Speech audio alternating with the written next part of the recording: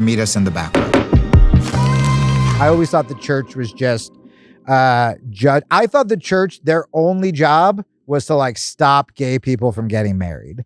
Like every Sunday around the world, just different pastors were just like, they're doing it again. They're trying to get wedding cakes. And I was just like, this seems like a lot of work for something I'm pretty indifferent on.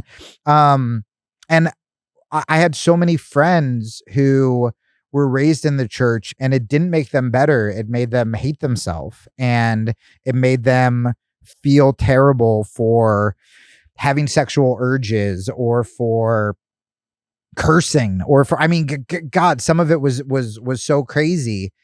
And so I think my natural thought as someone who I always wanted to side, you know, I had a bad childhood, and because of that, I always wanted to side with the person being bullied.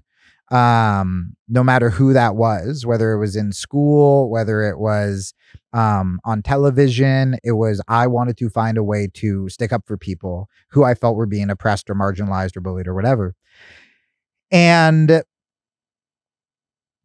to me, the way the church was represented as it was, these are people who are against blank. They're against Muslims. They're against women. They're against gay people. They're, you know, I mean, man, atheists would twist around the Bible so much, it would make it sound like it was just like a pro-slavery, woman-beating, you know, anarchist cookbook manifesto with like a hippie in the second half who was like pretty cool. And that was kind of it, right? I just sort of thought the Old Testament was just God killing everybody and a bunch of stories that didn't sound true. And then maybe God like had like a Burning Man thing and then came back at the end, and he was kind of described as someone who would have like a podcast in Austin and wear one of those stupid hats with the, you know, the influencer hats.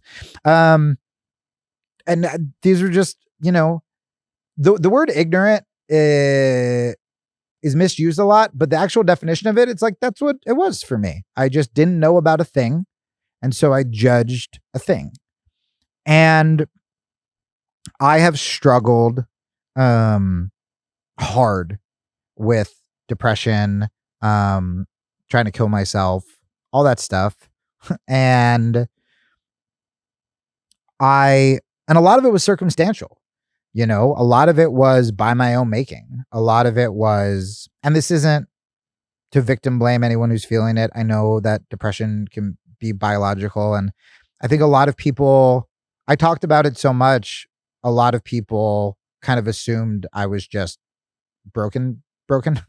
And I really I don't know. I don't know if I'm wired to be depressed, or I don't know if I made a lot of really bad choices.